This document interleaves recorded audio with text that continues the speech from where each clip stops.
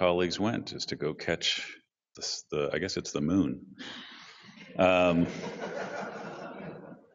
It's getting in the way of something I hear, I don't know. So this morning, what we have is really just the closeouts, and just a time to sort of get a report back out from any of the sessions that we had this week. And the messaging to get out to all the owners was maybe not as clean as it could have been, because I think there's still some people coming up saying, where do I put slides? So here's what I propose. If you owned a session or subscribed for a session and you did not actually put an update or a little one slide update for in this deck on the Google Drive, then please go ahead and do that while we're talking. And we'll do one refresh of this file when we get to the end, and your slides will magically appear, and then we'll invite you up. Or you can just wing it if you want to just get up and give us a rundown on how your session went. And so we'll just run this a little bit ad hoc and get through it that way. So there's the big picture to prove that you were all here. And you're in it twice. Yeah, I got the very last picture that was late, and I got in. Chris, this is not good. This is evidence that this was doctored. We might have to go in there and erase you, but it's really great to see.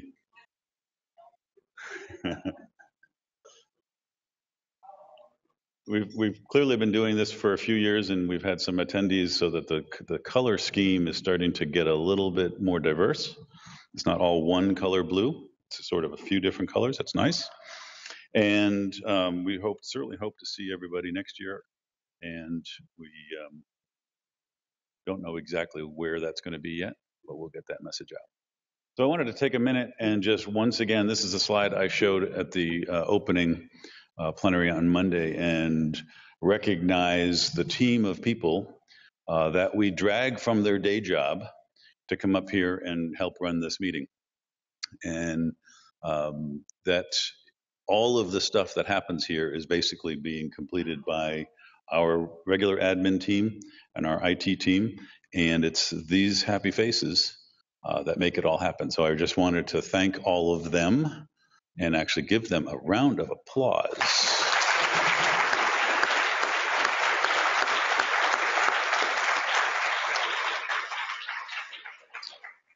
And when you're at these meetings, the way that LSST has been running this is in the interest of cost.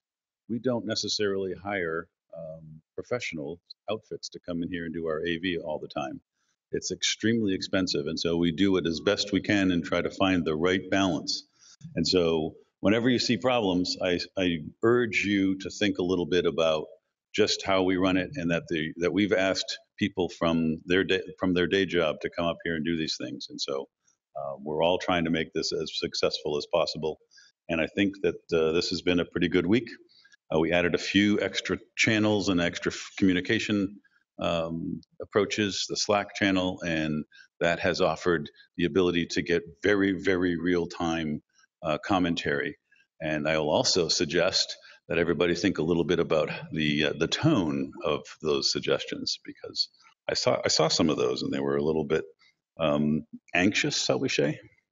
Anyway, so now we're going to just walk through. This is the time. And maybe to make this as smoothly and as smooth and quick as possible, if you know that you're going to have slides, you can either be looking at the Google Drive right now and know when your slides are coming, or you can already start to migrate up here so that for every single slide, we don't have to wait the extra minute for you to get here. So maybe you can come up and sort of congregate, and we can actually rifle through this with some speed. Thank you, sir, for acknowledging and being prepared. Anyway, yeah, really, come on up. I think you can hear me as quickly, as easily from here as you can from there. So Chuck is not here, so I will talk to his update. I think actually, so you may not have fully appreciated. Oh, welcome. I did. I was pointing over here, but okay, please. So Chuck did have a session on Monday morning, which was about the commissioning planning, but I think he also went through almost all of the same points in his plenary yesterday. And so I just put these slides up, and basically the message, if you didn't already catch it from Chuck, is that commissioning is starting now, and that really having to focus on getting the plans in place, both for actually the work that's starting now, but also there's an intense effort at the moment to be prepared for the review, which is in the probably late January, early February timeframe in 2018. And I think one of the real key outcomes or messages that he had was to really start to solidify some dates that the commissioning team has to start focusing on. And it's been a pleasure to have the DM team complete their replan so that their dates also start to form and can be embedded in the overall commissioning. And so that's sort of a quick debrief of both his commissioning breakout as well as his plenary yesterday. So you're also going to have to step up as soon as you see your slide. You may step on stage, please, ma'am. The floor is yours. Okay, well. Can you turn on the slides for the blue jeans, please? Thanks. Okay. You can go ahead and do that, and I can still talk. Trust me. So we had a session on engaging your audience Monday afternoon, and we had a nice crowd of people in here, and I asked everybody what kind of audiences they will be talking to about their work with LSST. And so you can see the word cloud there, not anymore. You could see it. But some of the main answers were family, other astronomers or colleagues, friends, students. There were a couple of pretty funny answers that I wasn't expecting, like pets. There was one. I have to look at the word cloud again. And then the other image that you could see there was the whole crowd standing up doing their power poses, which is a suggestion for if you're really nervous before a presentation or an interview or a phone call, if you stand up and you reach your arms up and you just take a breath, it really relaxes you and kind of gives you a little bit of confidence. So if you're somebody who tends to get a bit nervous, that's one option for something to help you before a talk. The next slide that we'll show are the actual kind of top 10 tips for communicating and engaging with your audience. So the main points that I'll get across are 3. One is know who your audience is. Make sure you think about that before you go in. You should respect your audience by sticking to time when you're speaking and by making plots that are big enough so everybody can actually see what the axes are. Remember, you want people to follow along with what you're saying. Number 2 here is decide what you want to say before you actually say it. So before you open up your software to make your presentation, think about what it is that you want your audience to take away. What is the big idea? There should be one, or my next point is there no more than 3 points. You want people to actually take something away. So think about that, and everything you add into your talk should argue for those points. And then finally, I'll say tell a story. When we use storytelling, when we make a narrative, we can do things like build suspense and build empathy, and these kinds of things, when you tell a story, engage hormones in people, and so it starts to make them trust you and relax and focus on what you're saying and remember. So this is why we say tell a story of your science. It's much more impactful. I'll let you know who's next. Okay, so we had a session on 2 cross-project teams, the Summit-based Tiger team and the IT Services Committee. This was mostly just to familiarize people with the existence of these 2 teams. The first one is focused on the Summit base complex and all of the IT infrastructure that exists there, and trying to make sure that that's engineered in a consistent way so that we don't have gaps and redundancies. There's 2 primary outputs of that team, LSE309 and LSE299. I didn't link them to this particular presentation, but if you go to the session, they're linked there. And then the IT Services Committee is really trying to rationalize how we support, notify, retire, et cetera, all the various IT services that we are providing to the project. Its focus is primarily the MRFC project, although we expect a a similar body will be necessary during operations. So we'll set some process and procedures up that hopefully will be useful during operations. And there are a number of deliverables from that. I'll just add that we're also have the IT security concern addressed in both of those, and the IT security officer for the project, Alex Withers, is involved in both of those. So if you want to find out more, just go to the presentation.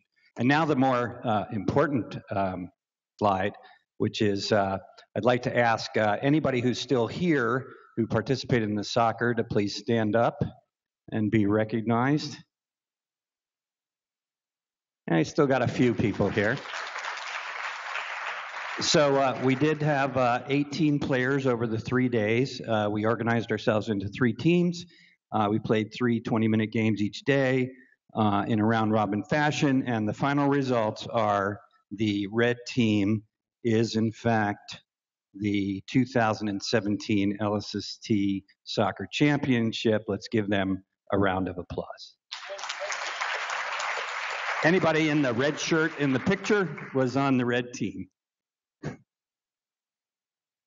And if you want to find out individual scores and track the results in case you don't have access to your favorite English Premier League results or anything today, you can go to the website.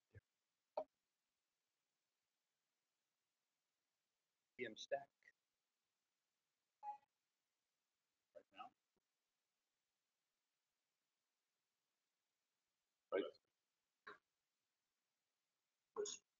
I don't think I changed the slide, but. Oh.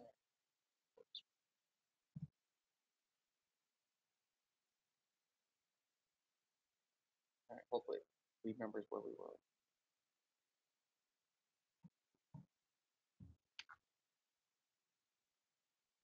Not quite.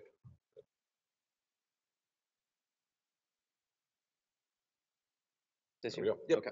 All right, so we've been running a self-guided tutorial on using the DM stack with helpers over in the DM Hack Lounge way far away that way. This has been running through most of the parallel sessions. I hope people who are potentially interested knew about it. We did publicize it a bit, but we didn't have our act together early enough to publicize it as broadly as we probably should have. But a huge thanks to Frosty and Adam for setting up the Jupyter Lab environment so people could go through the tutorial without having to install the stack themselves. This is a preview of the kind of thing we want to use in the science platform in the future, and they appreciated having lots of people try that out. So thanks to the people who tried it out, not just to do the tutorial, but to give us some feedback on how that worked and give us some experience setting it up. That environment will be taken down after the meeting. I think specifically will be taken down early next week. It will be up today and through the weekend. So if you haven't done the tutorial yet and you're interested and you want to do it in the environment, you still can. The tutorial notebook will remain up indefinitely, and you can continue to do that even after the environment's taken down in your own Jupyter environment if you're willing to install the stack or you have someone else who has installed it for you. I also wanted to thank all the volunteers from DM who volunteered to help. I hope that they were actually had some customers, but there were lots of people who were eager and willing to make this happen. And I've heard some good reports, so I hope it's helping people.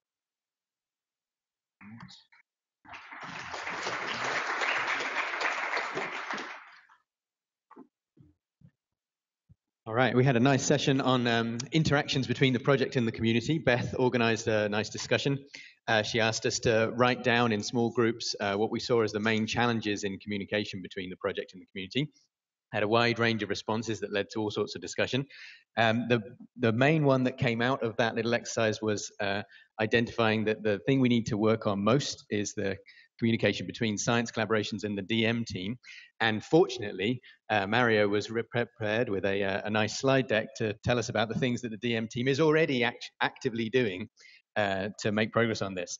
So we saw that there'll be a system science team within the data management group that will serve as an interface between the science community and data management. And they're looking to put points of contact in each science collaboration to help with communication between data management and the scientists.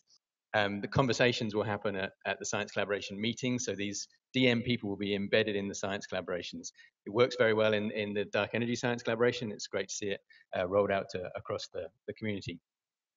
So as part of Mario's talk, he pointed out that I guess we've known this all along, but it's really clear now that there are two communities of science communities within LSST.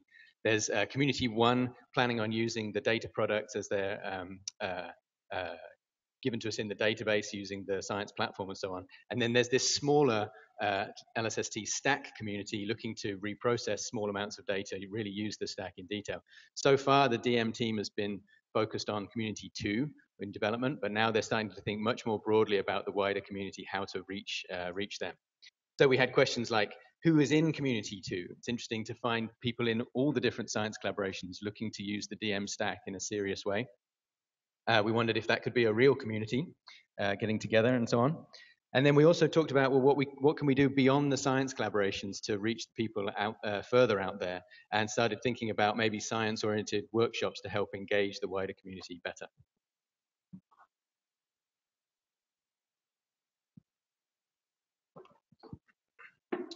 All right, so we had throughout the week, a few of these verification planning, what we're calling hack sessions. These are just working sessions.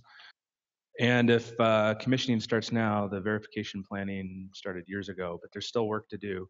And for this session in particular, I want to thank Pat Haskell very much for really doing a lot of the legwork to come into it.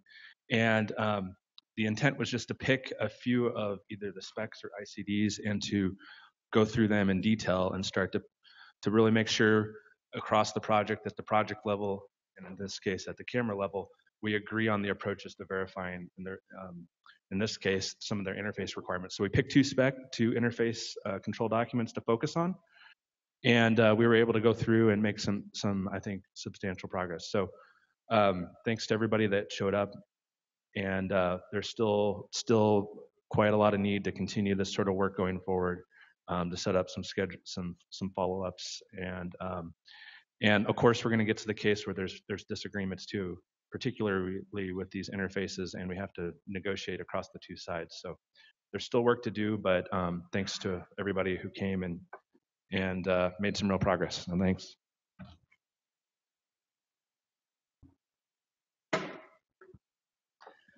We had a session about citizen science with LSST data, and the point of EPO is we really feel like citizen science can be a research tool that enables you to do some of the research that you want to do.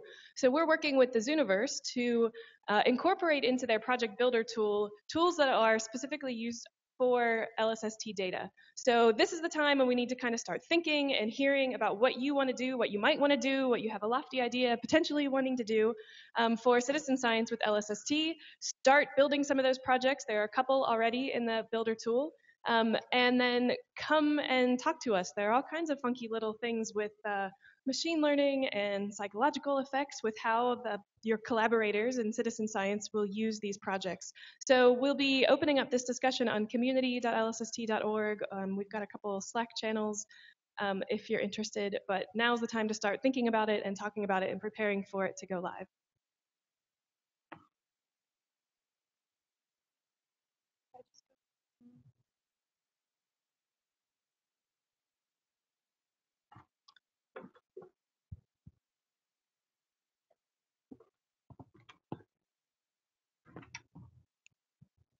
So the ComCam hardware and interfaces breakout, our objectives were, well, since ComCam is kind of a joint project between the camera and telescope and site, we're keeping separate schedules, and so we wanted to identify key dates for transfer of hardware and software back and forth between us, and we did that.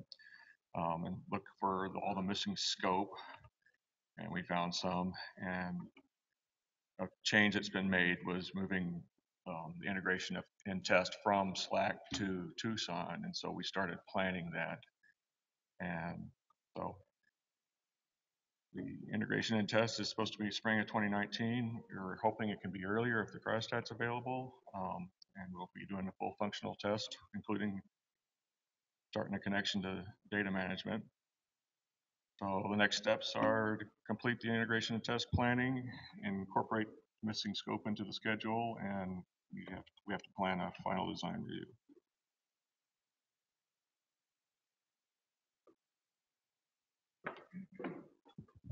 Hey, another one of those cool, fun verification planning sessions. So this is the one that we did with Telescope and Sight, and to follow off what we did with camera, we picked the same two ICDs, where Telescope and Sight was on the other side, and we walked through the requirements within those documents that they owned. And again, I think one of the key things that came out of this, at least from my perspective, was we walked through the requirements and we really talked about, well, what do they actually mean, right? It's very hard to be so clear and crisp and precise in some of these that everybody unambiguously understands them the same way. So we walked through a lot of these and really did start to discuss what the methods and the approaches would be to verify each of these. So again, I think it was a little bit messy, but we did make some good progress in these. And again, we'll have to do the same thing and follow up and continue this progress and momentum that we had with this going forward.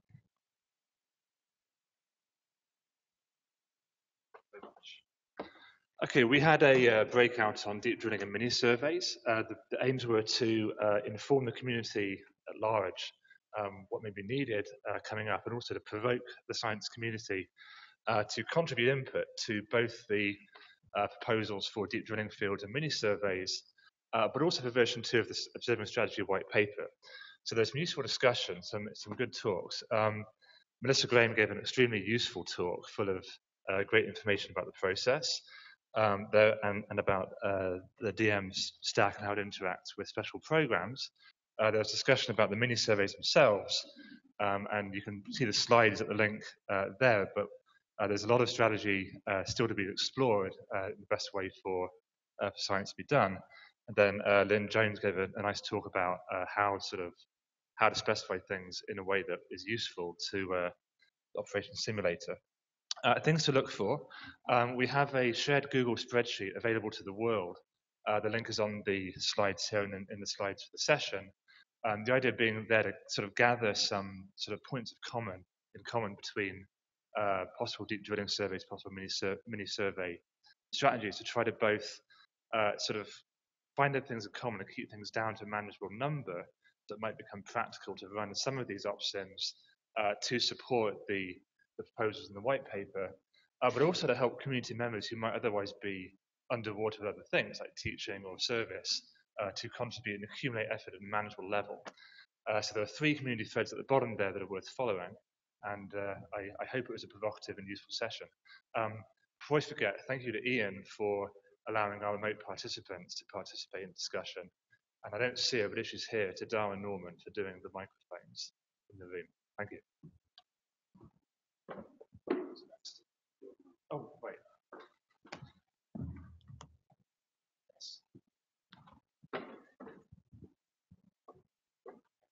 So for those of you that don't know, one of the deliverables from the camera team is a diagnostic cluster. It's one of the clients that connects directly to the data acquisition system, so we get essentially real-time results from that. And so we had a discussion of what this cluster, what its role was and what tools we could share between DM and the camera team, and the answer was as many as we can, of course. And the summary was, amongst other things, this is the always-on, very fast diagnostics of the camera, and we didn't want to overload this particular cluster with people looking for information. Rather, it's just to produce standard diagnostics. One of the outcomes was to build now and maintain into operations coordination between the camera team and the DM team and the telescope and site team. That's kind of an overriding theme amongst most of the sessions I was in.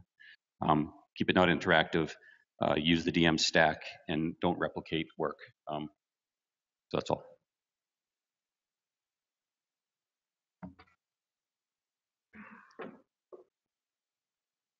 That's me, thank you. So we had a session on communications coordination with these outcomes. One was that to understand a little bit better how staffing has changed in the project office with communication, we're now under Beth Willman's direction. Got a few people, 2.2. The best way to communicate with any of us is to use this email exploder. Goes to many people, you will get an answer. We also had the people from Slack, the communications team from Slack on Blue Jeans. That all worked very well, thank you. And IN2P3 in person. So we talked among those three teams of how to coordinate. We found a few opportunities, in particular, Dark Matter Day coming up at the end of October, Supercomputing 2017, where at least 3 of our LSST organizations participate. We'll try to coordinate some things there. And there is a tour of the Slack clean room and more as part of the World Conference of Science Journalists taking place in November.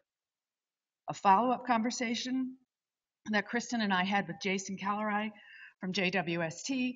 We've got some tips that we can implement easily to improve communication, in particular between science and project. One of which I've already talked with Jonathan Sick about, and that is to, in our digest, which people do read, put a bit more information in there of interest to scientists, in particular highlight things that have happened since our last digest in the community forum. Might draw more people to the forum, might further inform the science community. So that's where that stands. Next.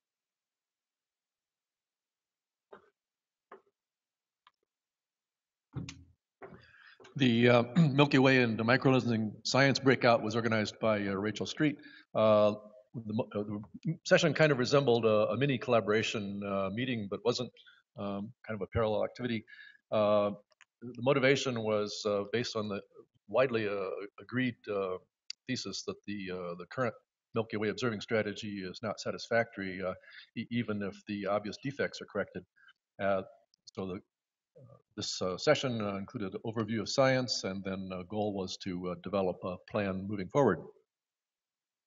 I won't speak to the slides in detail since I have too many, but all the slides are posted. There's an enormous breadth of science in the Milky Way observing, of course, and the overviews that were presented included Will Clarkson on the reviewing the inner Milky Way science drivers, very rich. Giada Pastorelli gave a talk on trilegal galaxy simulations, very interesting, including transients, variables, and time series photometry. Nick Rattenberry talked about microlensing science of various types. Mike learned about formulating metrics appropriate particularly to variable targets. And Chris Stubbs gave a typically interesting presentation of a new scheduling strategy, which again characteristically has been worked out in sufficient detail to be very informative. Finally, the wrap up, the participants, as I say, agreed that there's work to be done, that a strong proposal is needed for the Milky Way observing strategy, and that the team is expected to form. Rachel is volunteered to serve as the contact person, and there's a community thread, and these slides will also be posted.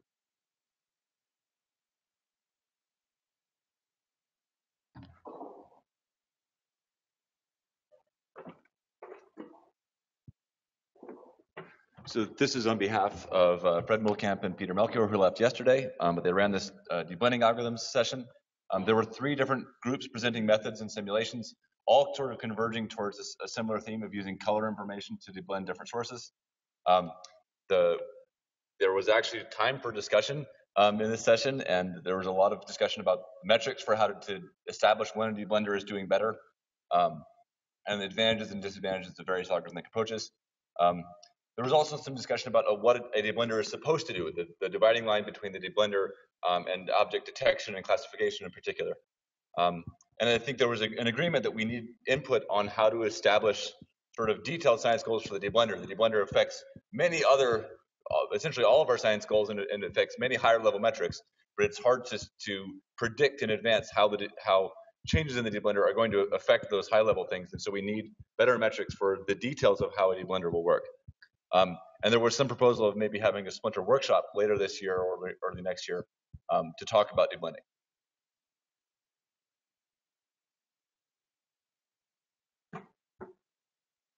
Just quickly, I'm not going to talk about whatever just came up on the on the screen, but I had a session on Tuesday afternoon also. My name is Jeff Barr. I'm the project architect for the Telescope and Site Group, and we had a session on Tuesday afternoon about the cooling systems for the summit facility and an update on that, for which Oscar Nunez, who is here from Chile, had provided slides for and helped me with that part.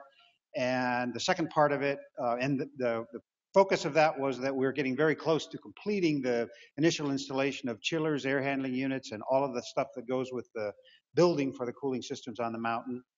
And we're at the end of October, if everything goes well, that will be done. So we need to get to the point where we can verify, test, and commission all that equipment. And so the second part of the breakout, which I had assistance from Hermann Schumacher, who's also here from Chile, was on the control system for all that and what we need to do to test and make sure that all the input, output, and verify that that system is up and running too. And as I say, the point of the whole thing is that this is coming soon. This was a technical topic, but it was nice to have participation from all of the users on the, I had a good amount of attendance from camera, computing, optics, and others that are interested in the cooling systems for the summit. I also had a sort of an accidental open meeting for the base facility, which wasn't really intended to be open, but was kind of posted on the board, and a lot of people showed up for that. So I will mention that the base facility in La Serena is also an active project.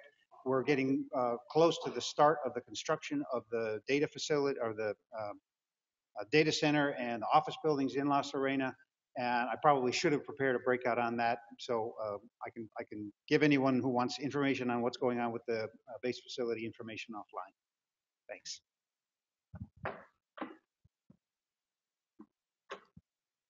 Okay, so on Wednesday morning, we had a session called Realistic Simulations for Commissioning. And really the objective of this session was to talk about how people in the desk who are undergoing a set of data challenges now, and the project can work together to best make commissioning success. So right now we're doing a set of ever more complex and involved simulations. And what we wanted to talk about was whether we could refocus some of them and target them in order to directly apply to the commissioning effort. So we discussed the data challenges that we were doing, upcoming simulation features, and we got overviews of what the mini surveys in the commissioning scheme were going to be, so we could think about how we might retarget things, what the commissioning team needed, especially in regards to things like the active optics system, and how we could coordinate our work with DM, since we didn't want to do things that DM wasn't ready to handle yet. So the results of our discussion is we're especially going to focus on capturing time-correlated behavior of the instrument in the atmosphere. We want to standardize on state-of-the-art sky models. And one interesting thing that came out of the session from Chris Stubbs is we might want to, across the project and the collaborations, come up with a common set of agreed timing correlations. So we're always looking at the same things that are happening in the sky or on the instrument so we can do direct comparisons. And we'll try to incorporate active optics corrections. And the main thing we hope that comes out of this is we're going to build a cadre of people and programs and scripts so that when things start happening on the mountain, people aren't having to get themselves up to speed, but we're actually ready to start looking at that data now. Thanks.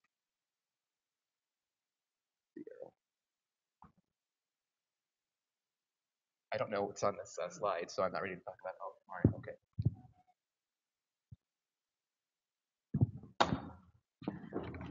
okay. So we had a session on presenting the LSST Science Platform, which is the set of services that the science community will be able to use to actually get to all the data products and alert streams that we've been talking about for years.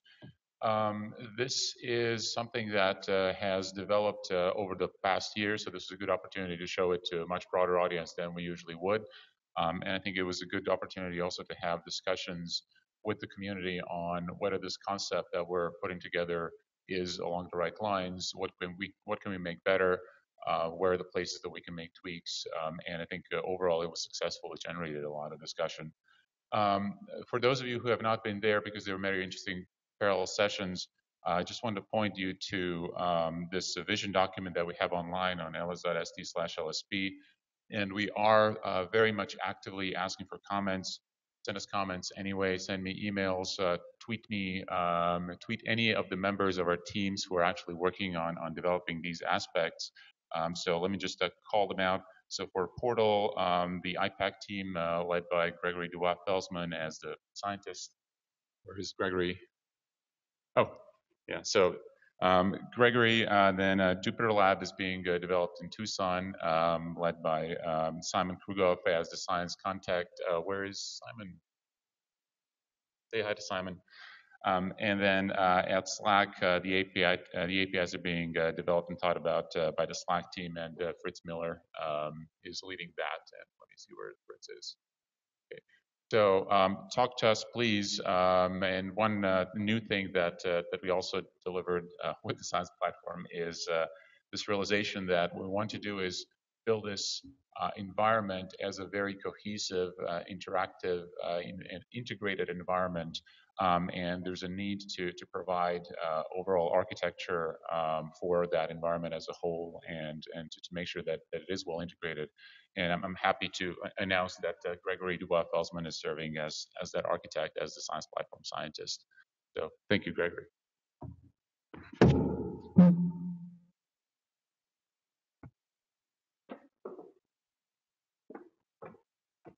Hi, so we also had a breakout of the Galaxies Science Collaboration.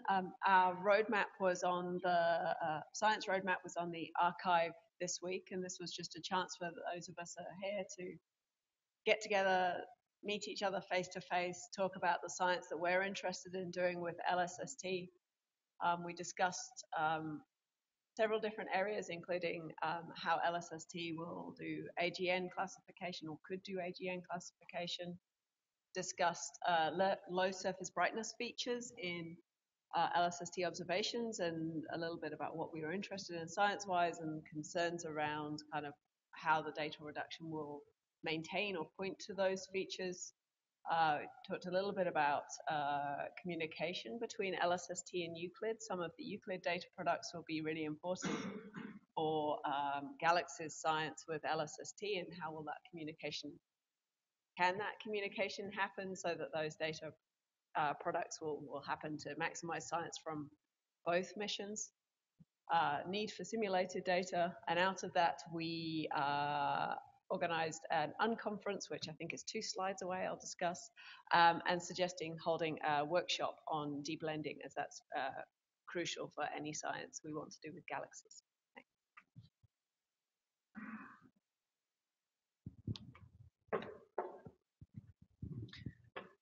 All right, so a grassroots movement has begun in the Dark Energy Science Collaboration, a conversation about dark matter science with LSST. So over in DOE land, we're interested in fundamental physics as part of the cosmic frontier. And so at the last collaboration meeting, there was some discussion of what we might do to explore the nature of dark matter. And so we have a study group going, and Will Dawson from that study group led this session to try and talk to members of the other science collaborations about dark matter physics, how dark matter affects galaxy evolution, for example, how we can work together to get at many aspects of dark matter, what it's doing in the universe. So we heard interesting talks about lensing clusters and galaxies, dwarf galaxies, cross-correlating sky maps with Fermi to aid the indirect detection of dark matter, black hole microlensing, and so on. So the study group in DESC is writing a little white paper to try and understand how well we'll be able to constrain the fundamental properties of dark matter with LSST. And they're doing that in the open on GitHub at this address here. And so invite anyone interested to come and follow along with that project and help us think about how to study dark matter together. Will says that there'll also be a LSSTC-sponsored workshop in early 2018 on dark matter science with LSST, so watch out for that. And we have a DESC dark matter channel open on Slack for discussion. So please come and join the conversation, and you can even read up on the detailed notes, this link at the bottom.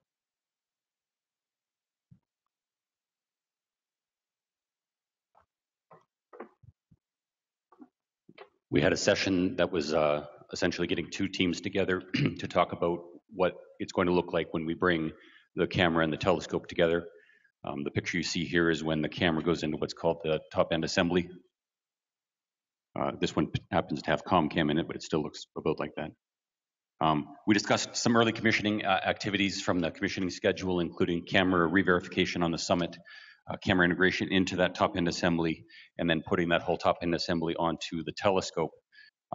Few actions were the cart that holds this top-end assembly. There's going to be lots of chances to do work on the camera there. So the camera team really needs to work with the telescope team, in particular Sean Callahan, to make sure that we can do all the work that we're going to need to do on that cart. And then really there's going to be a lot of coordination of logistics. The whole area on the summit is going to be very busy during this time period. And thanks to Travis Lang for running that session.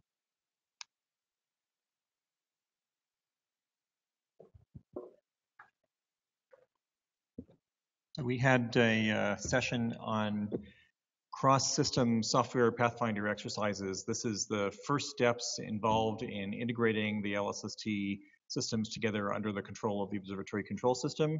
We've already started this work earlier this year at NCSA, and we have a series of milestones planned for the next year and a half or so, in which we'll deploy increasingly greater fractions of the capability needed to operate the systems at the summit. So we reviewed that whole plan. The particular accomplishment was to confirm that the next integration exercise in this plan is going to occur the week of October 2nd at NCSA. And then there's a whole series beyond that. You can look at the presentation materials. And we plan sometime in September to get all of this folded into PMCS in a really organized way, so it'll be easier for everyone to extract the schedule directly from the project management tools in a more useful way. That's it.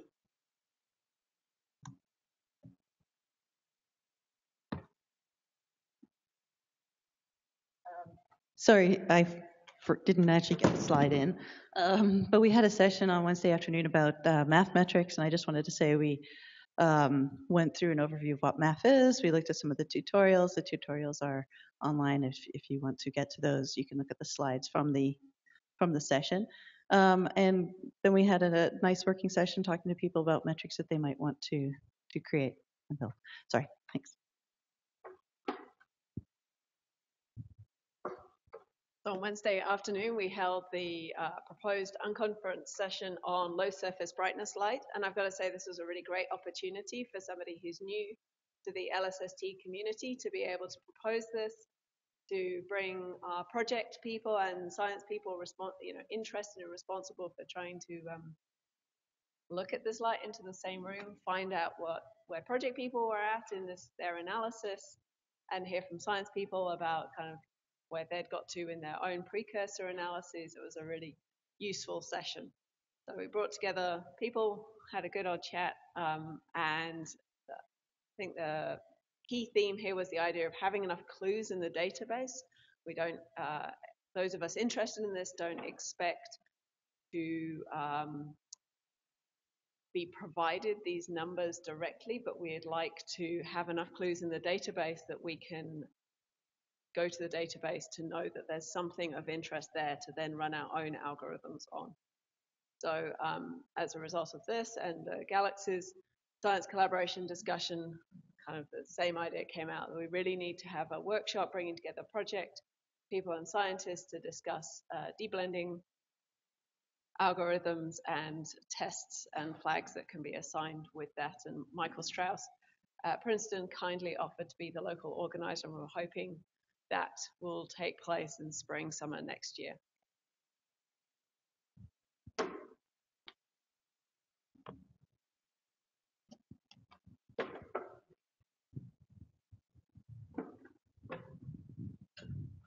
We had an unconference session on the EPO Science Connection, and what that really means is that much of our EPO team is newly formed, and we're looking for opportunities to work with both the science community and the collaboration partners to find ways where we can help you and you can help us. So part of the discussion centered around our ideas to use online notebooks, specifically probably Jupyter notebooks, for our formal education and also for other kinds of users who might, for instance, come in through citizen science channels or amateur astronomers who want to manipulate data. So we did a brief review of our EPO hub, talked a little bit about formal education plans, and then had I think, a very productive discussion about how we might work together to develop Jupyter Notebook modules that will be used in classrooms. Now, specifically, this session focused a little bit more on formal education as opposed to citizen science, or informal education plans. One of the things I was really pleased about was a chance for us to meet each other and have a discussion and to hear also the needs from people who are working in universities and science labs about how they would like to plug into outreach or what needs they have for broader impacts in their programs. So we had quite a discussion about that too. And within that discussion, we talked about a lot of options for what we might be able to do together, such as people working on deployment of Jupyter notebooks or developing them, people working with teachers or eventually students, and working as mentors in local areas across the country as we begin to develop our trainer of trainers networks for teachers and professional development. But specifically right now, when we're in this construction plan, we're looking for people to reach out to us and say, I have an idea for a module, I have a student, or I myself am interested in developing something, or just ask questions. How can we be of service? And we would like certainly to develop a suite of activities that we're going to put together somehow and publish, probably through the LSST community pages and also the science collaboration partners. So we'll be developing that next. And if you have any ideas that you would like to contribute, please contact us. As Amanda mentioned, we have a couple Slack channels. We're also on the community. Thank you.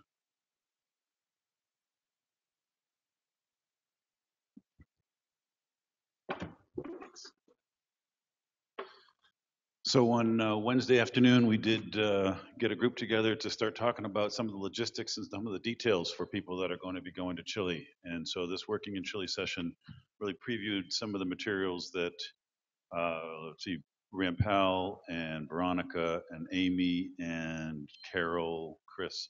There's a few people putting a lot of effort right now into gathering materials because this is going to be an important aspect for several of the team as they think about even just business trips or short-term assignments, long-term assignments, which would be sort of greater than 6 months, and even people that are moving. And so this was the start of sort of unveiling some of that material. I would invite you to pull down the presentation that's linked on the agenda. If you weren't able to join that session, that's a pretty good start to providing links to the materials. We're going to be building that and making it probably more like a website where all of the materials, whether you're one of our team members going under these kind of classifications or maybe even contractors and so forth. So this is an effort that we're really trying to push right now, but mostly because of it's clearly on more and more people's mind as we start to get into the commissioning down in the south. So thanks to all of the people that I just mentioned and others for putting the materials together. And it was also really great to have many of our team members that are actually experienced because they're either from Chile or have gone through the process of moving or going for short-term assignments. It was great to have that conversation, and it was really helpful.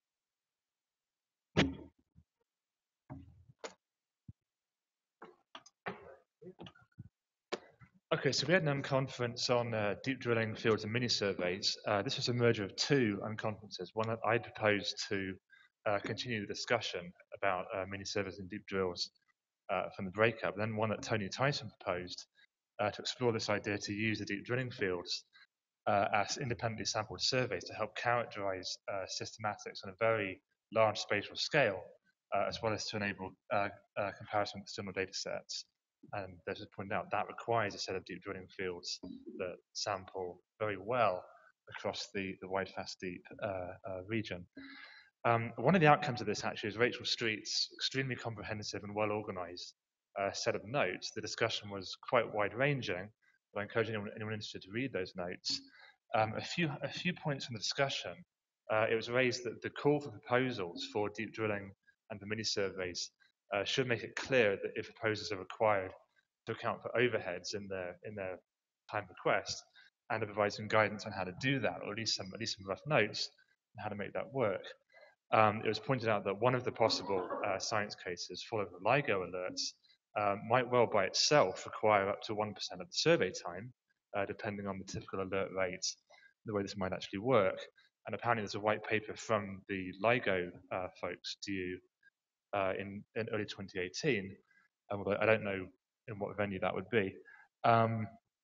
There's some discussion also of what will probably become quite an interesting issue in the next sort of 12 months, I suspect, of how to do these trade-offs. It was pointed out that the 4 pre-approved deep drilling surveys by themselves currently require something like 13% of the whole survey. And there's some discussion about what the trade-offs might be to enable a wider range of science special programs. Now, while the locations of those 4 were felt to be quite well justified, they're in very well studied regions of the sky, there was some discussion started about, well, would it be possible to maybe reduce that allocation, and if so, by how much, in order to allow more special programs. And finally, it's pointed out that just 7 more deep drilling fields would be sufficient to well sample this region. There's a lot more points discussed than just those, so I commend anybody interested to, again, take a look at the scribe notes, which are linked from the slides for this session. Thank you.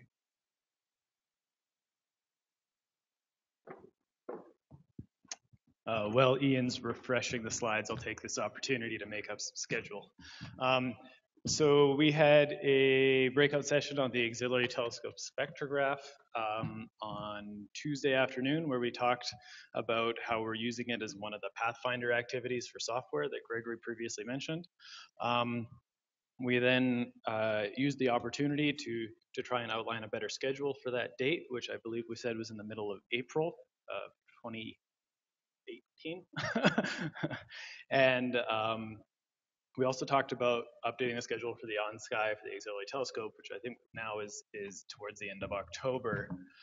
We also had an excellent discussion on the header service to be provided by DM, and outlined some of the functionality for that. And Robert Lupton then gave a nice presentation on how he intends to harvest telemetry information and subsequently assigned all the work to KT.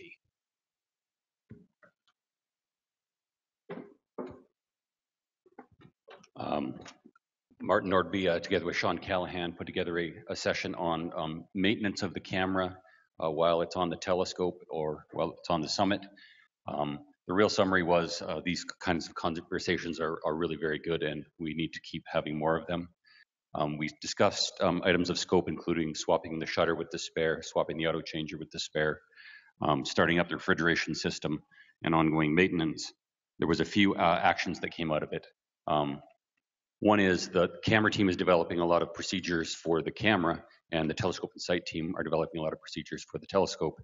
And when we bring those 2 things together, we absolutely will need to combine those, sit down together, and really address things, especially things like safety. For example, the camera team had no idea how to lock out and tag out the telescope, and the telescope team had no idea how to do the same on the camera. One of the actions was that the commissioning team, that's Chuck and I, and many others, really need to add some explicit scope for developing those procedures and to have them reviewed for safety, et cetera. And then a question that was brought up that I think really does need some discussion is, we plan to do a lot of the standard maintenance during commissioning, but one of the things we're not planning to do currently is to take the camera off the telescope and put it back on again. That is a big ordeal, but it's one of those pieces of information that the operations team really does need. So think about that, and then let us know what you think. Thank you.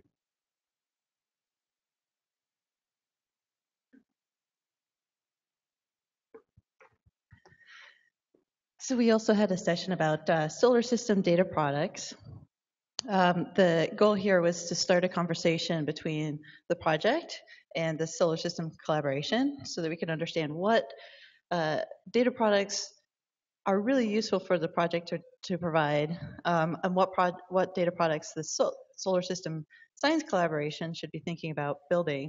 And so we set up a nice spreadsheet. So Mario has this for the future, and I think we really got a lot of progress on this front.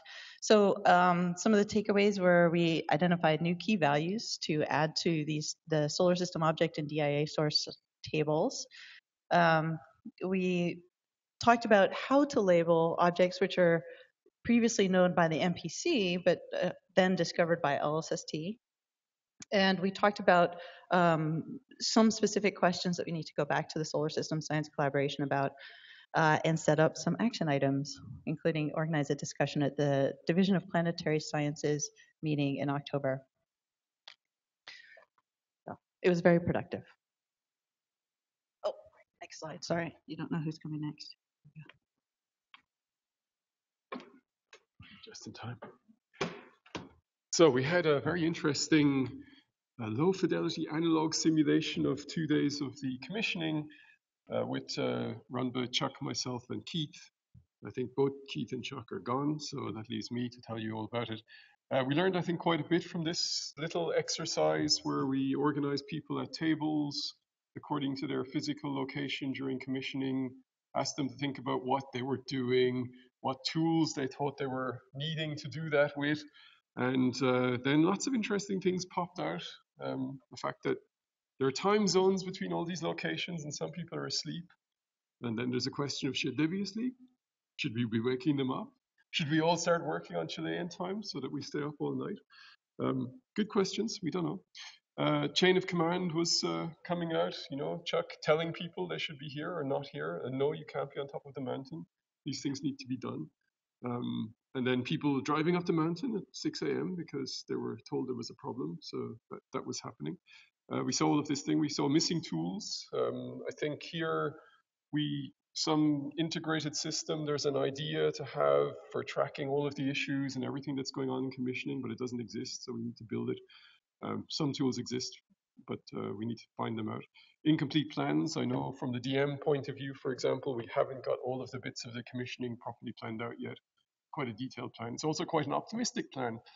And if we take how long it took us to do that exercise that we planned to do in commissioning, then commissioning is going to be 3 years, Victor, not 2, okay?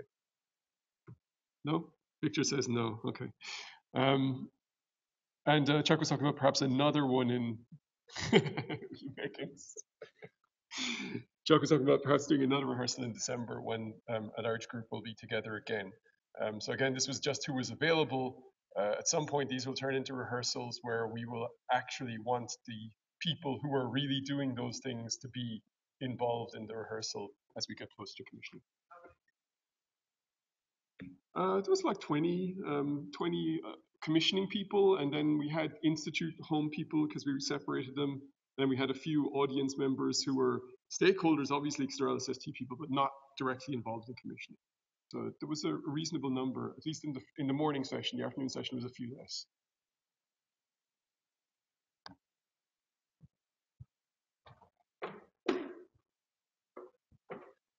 So we had a session on PSF modeling. A lot of the discussion was about how particular modular fashion that we're going to build up the PSF model, the current plans for that within LSST, and many ongoing efforts to measure and model and exploit chromatic effects within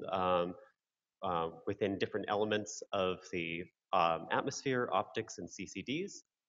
And there was a concern from the science collaboration members who were there, and a lot of discussion about where these the metrics and requirements on particular aspects of the PSF that they were concerned about and how that fits in with current verification and validation plans. And so that's going to be an ongoing discussion. Then there's further discussions of the chromatic effects, in particular how if we end up having a wide range of observation conditions of air mass, parallactic angle, and so forth, that we can actually extract additional SED of every pixel potentially and build better templates. And a further discussion by Josh about the modular way that he is building up the PSF model and how that allows us to better model individual aspects of the PSF and convolve them together to build altogether the particular PSF that is needed for a given application.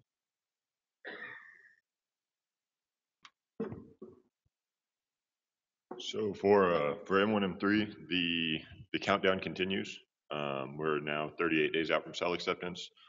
The session was kind of ended up being split into two parts. The first was the overall policies that are going to govern integration and testing and that kind of thing. So safety, how many people we can have in the cell. We have a somewhat unconventional hierarchy of how we're going to have the information and the labor done. And so it was sorting through the details on that and when we're going to have our experts on site, when we're going to have just technicians on site, that sort of thing. And then the second part of it was the review of the status of the actual component level tests of the things that we're going to be putting in the mirror cell for real. And so we'll actually continue it after this, but yeah.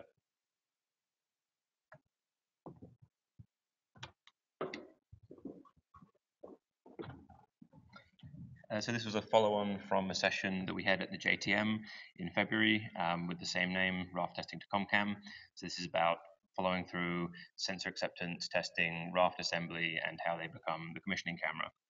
So we looked at presentation from some of the electro-optical test data from the testing of ETU2, which is the second engineering test unit, which is currently slated to become ComCam. It's going to be shipped and it's at Slack and is about to be retested. There was also some discussion of whether or not we want to perhaps change to ETU1 being ComCam and what that would involve. Jim Chang presented some results on raft testing and IMSIM simulations for ComCam.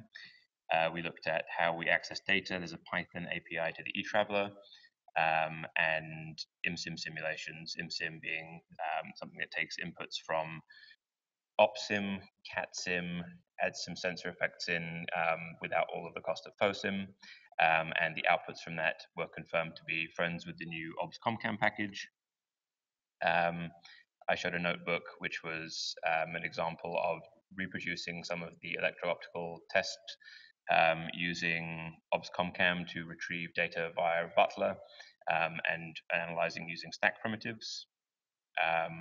Continued work for that involves basically taking all of the electro-optical test suite, porting it to being stack code in order to produce all of the calibration products needed to calibrate the camera, which leads nicely onto the next session, which was about the calibration products.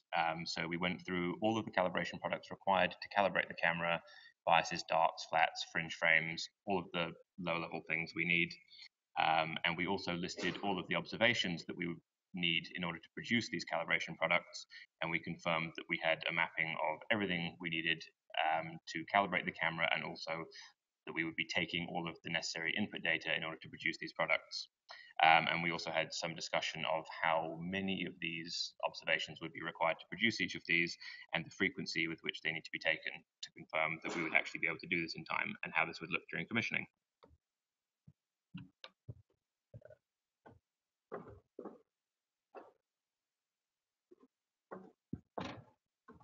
So this was the warmest session I actually had to attend. So for the workflows, we were mostly trying to get desk and DM sort of acquainted with the experiences and roadmaps for both desk DC1 and DC2, and what maybe DM was sort of planning on working on. And so we had quite a few discussions and experience of using DM software at NERSC and some of the challenges related to that. And we had discussed how we might maybe sort of come to an understanding with software as far as workflows go, and the massive data challenge 2 and 3 coming up for desk. And we also sort of discussed DESDM, which is a framework for processing, and as well as Pegasus use both by desk and DM in order to maybe come to a better understanding on it. So that's sort of how that session went.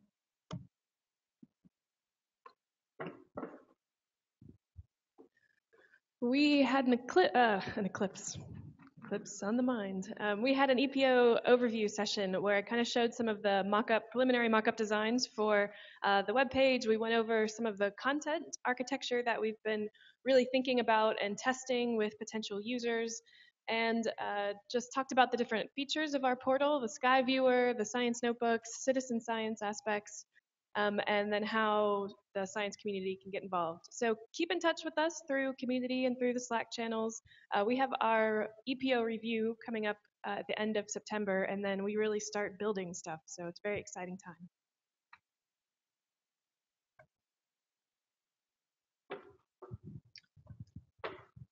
All right, so we had a session looking at verification metrics for the alert production pipelines in the context of a system we're building called AP Verify. We had a very productive discussion with some of our colleagues across DM in Square and also in DRP about how to work with metrics, what the right metrics are to use, and then generally how we want to structure and develop this code as we look towards the supertask era. I think that's it.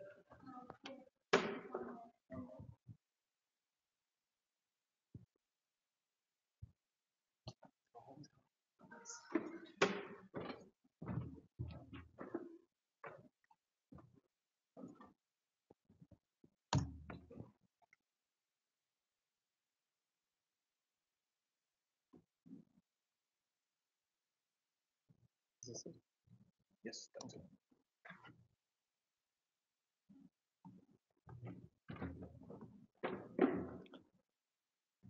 On Thursday afternoon, we had a very peaceful scheduler status breakout.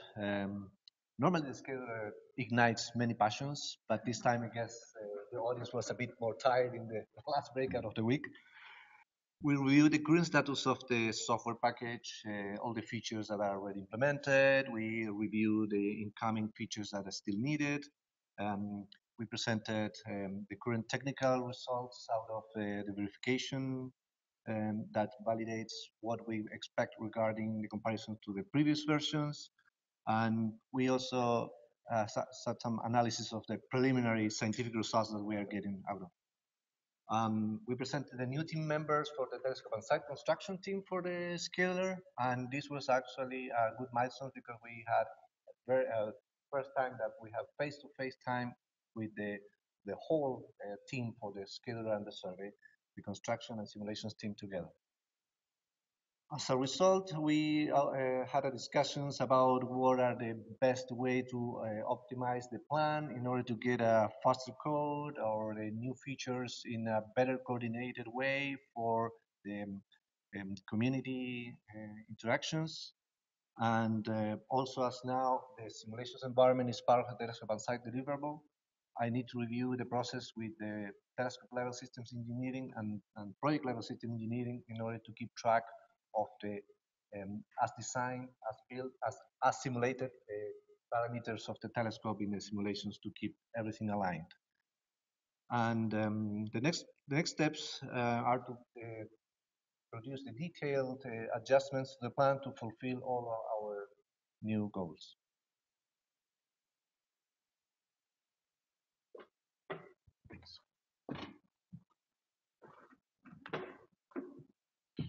Okay, well, thank you for all the breakout leads and all of the scribes and everybody that came up and gave the debriefs. That was great. Appreciate that very much, and for the catching up with the plan here.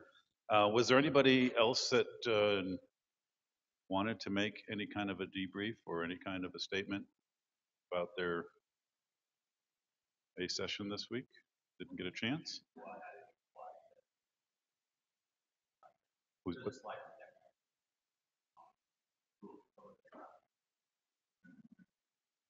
Okay. I guess we'll leave that for people to read. Okay. All right. So also in the meantime, a survey has gone out. This is the chance for the squirrels to come out of the tree and make any statements that you want. We need the feedback, and that's the really good opportunity to do that, so that we can sort of plan for next year. Each year, we try to take into account what the feedback was from each individual previous year, and we just keep trying to trying to improve. So that's the opportunity. Please take a moment. And right after this, I think we're going to end 5 minutes early. So this is a great chance for you to do that. And then afterwards, I believe, somebody tell me about timing for picking up on-the-go lunches. Is that really right after this? 10:30. So on your way out, it's a little early for lunch, but you will have a takeaway lunch that's available to you. And this is a final call for any other statements or comments. Otherwise, we'll start seeing people at the next review, which is a director's review next week. That's virtual. Status review the week after. EPO review 2 weeks later than that. Oh, 2 weeks after, sorry. AMCL in between. This is all good. Or a board meeting, yes. Director's review. Okay.